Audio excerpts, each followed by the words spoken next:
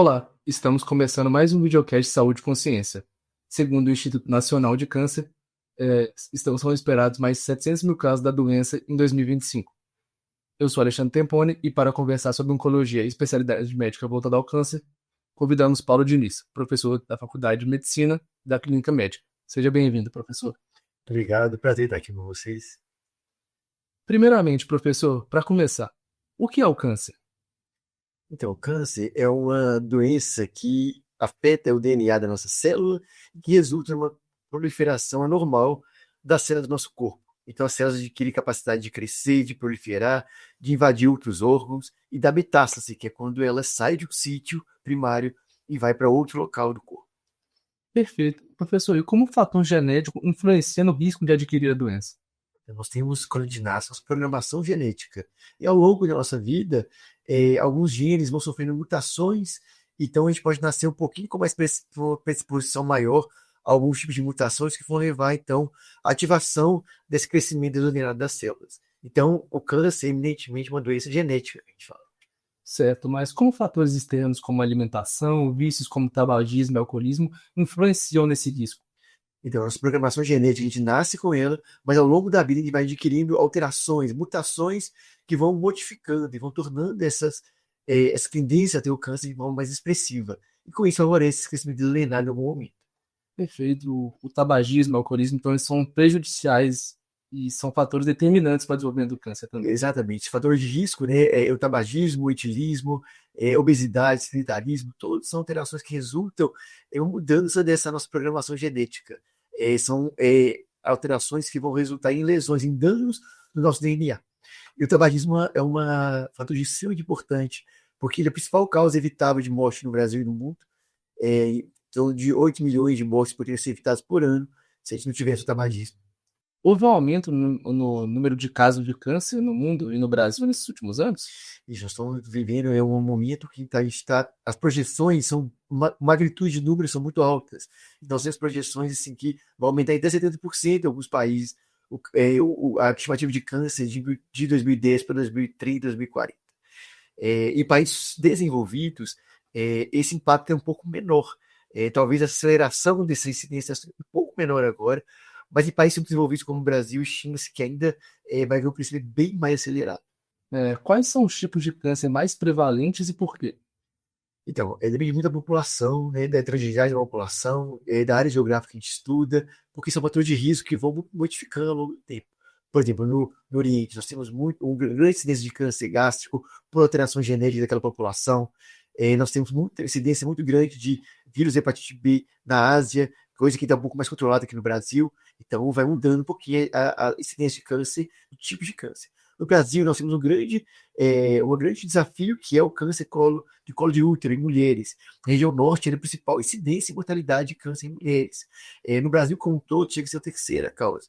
Coisas que em países desenvolvidos está entre os 10 primeiros. Então, vai variando de acordo com a população.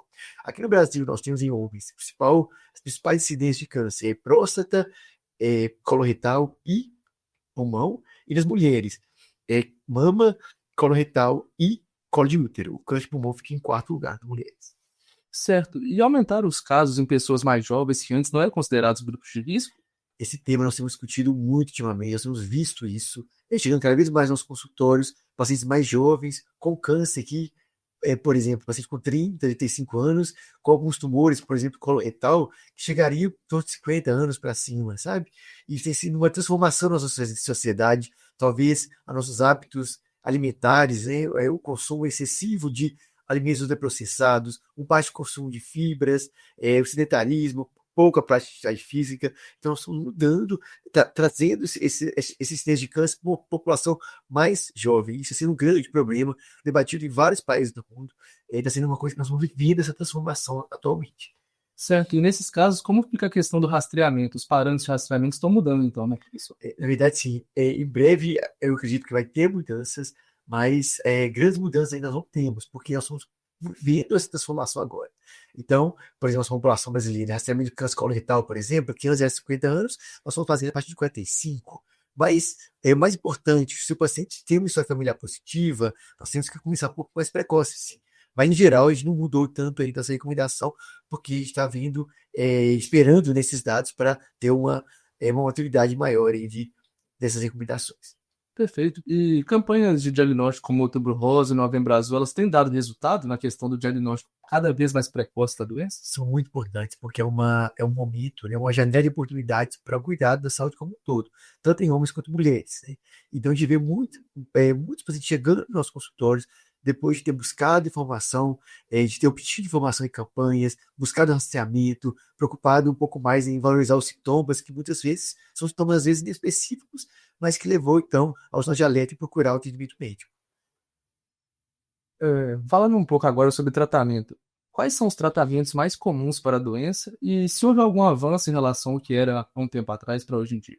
Também o câncer é uma doença extremamente complexa e os tratamentos são realmente muito complexos também. Existem várias modalidades, então, dependendo do tumor, dependendo do perfil de cada tumor, dependendo do estágio da doença, então tudo isso vai mudando e levando a gente a oferecer algum tratamento ou outro, ou combinação de tratamentos. Em geral, se o câncer ele não tem metástase, então o paciente vai passar uma fase de cirurgia e depois disso ele vai fazer um tratamento para reduzir a incidência da recaída da doença. Então, esse tratamento pode ser quimioterapia, pode ser hormonoterapia, alguns tumores.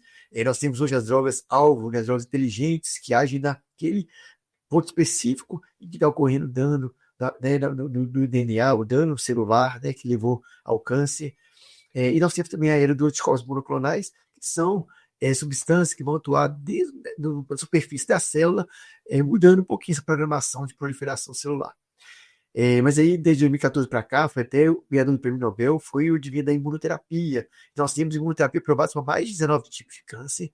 Realmente, em muitos estágios, a gente tem indicação em alguns tumores de fazer imunoterapia com ganhos assim, muito expressivos. Por exemplo, melanoma, que é uma doença que a gente tinha quando, nas suas estágios avançados, o tumor, o paciente falecia em menos de 6 meses. Nós temos hoje sobrevidas que chegam a mais de 5 anos aí com essa era, né, nova aí da imunoterapia, que nada mais é do que a gente ativar o sistema imunológico do paciente para então reconhecer aquela célula tumoral como uma célula estranha do organismo e o próprio sistema imunológico combater e ajudar no combate dessa célula.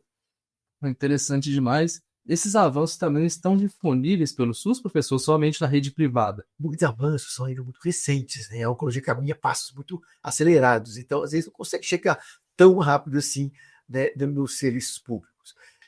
Nós temos programas de pesquisa clínica, principalmente aqui na Universidade Federal de Minas Gerais, na Faculdade de Medicina, que são drogas que estão chegando ainda para comercialização, chegando nessa fase de avaliação, né, em populações diferentes do que elas foram estudadas originalmente. Então, grande parte dos nossos pacientes tem acesso a esses tratamentos ainda numa fase de pesquisa clínica.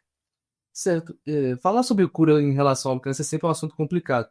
Mas a gente tem algum avanço em relação à cura do câncer de fato, não somente o tratamento? Isso é muito importante, porque a gente vê muitos pacientes nas mídias, acabou de fazer o tratamento, falar que está curado. Então a gente precisa, em geral, de um tempo longo de acompanhamento para a gente falar que de fato o tumor está curado. O tumor que está curado é um tumor que não vai recidivar. Então, essa resposta vem muitas vezes com o tempo, depois de 5, 10 anos de acompanhamento.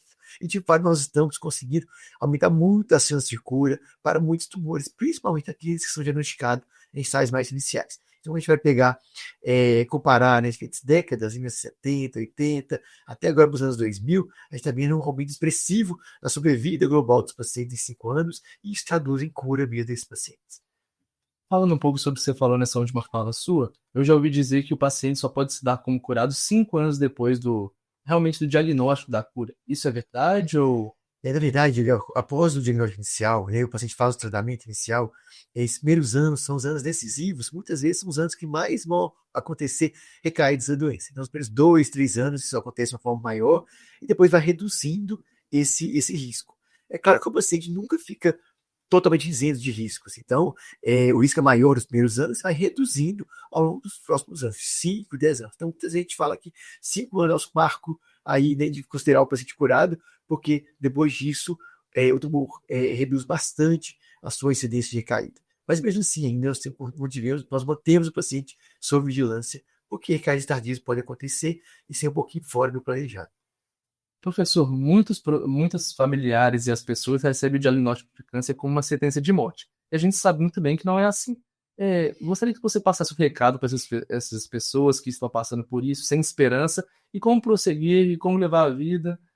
Excelente, né? Isso é uma forma importante, né? A gente chegar à população e falar sobre isso. Realmente, o diagnóstico de câncer é um diagnóstico que muda muito a vida e a rotina das famílias, dos amigos, dos parentes. Exige cuidado, uma atenção muito especial àquele núcleo familiar, mas realmente não é sentença de morte. A gente vê tantas transformações na vida de tantos pacientes. Muito chega pra gente com depoimentos falando, olha, eu não tinha vida antes, né? Eu vivia uma vida com cigarro, álcool, dieta totalmente desequilibrada, sem dar valor nos momentos mais marcantes da minha vida. E hoje, após o diagnóstico de câncer, é um novo momento da minha vida. Eu consigo, então, dar valor a questões que antes eu passava um pouco despercebido. Então, a gente tem que entender isso, pensar muito que, por mais que seja um momento importante, que exige muito da gente, a medicina caminhou bastante, a gente tem muitos resultados muito mais expressivos do que antes, e muitas vezes a gente traz uma cultura de que de 90, 80, fala em câncer, vai falar de morte, né? Hoje em dia a gente está dissociando cada vez mais isso, né? Mas muita gente traz nossa cultura esse pensamento ainda. Então, assim, desvencilhar disso, buscar, então, novas estratégias, pensar que realmente pode ser uma nova oportunidade de a gente viver e muito melhor em muitos momentos. Professor, numa era com muitas informações, e às vezes até o excesso delas, como a gente pode ficar atento às notícias sobre o câncer, à questão das fake news em relação à própria doença? Excelente essa pergunta, é o que eu falo sempre com meus pacientes, familiares.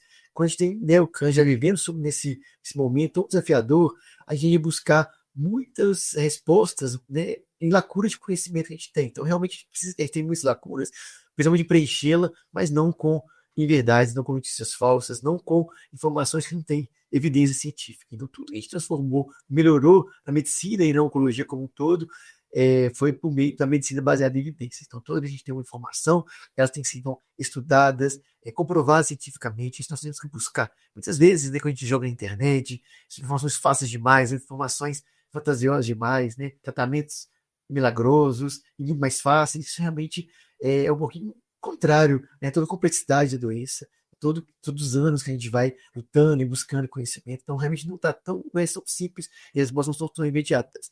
Então, buscar isso, conversar com o médico, buscar realmente perguntar se tem realmente comprovação científica naquela informação, antes de ficar espalhando, que isso pode levar realmente um pânico e uma mudança muito grande nos atos da sociedade. Professor, muito obrigado pela participação aqui no Saúde e Consciência. Então, eu agradeço, espero aí, né, que seja a oportunidade de a gente contribuir bastante aí para o conhecimento, né, e a transformação aí do cenário da oncologia no Brasil e no mundo. O Saúde e Consciência fica por aqui. Se quiser saber um pouco mais sobre esse assunto, entre em nosso canal e também nas nossas redes sociais. Eu sou Alexandre Temponi, informação é saúde e até a próxima.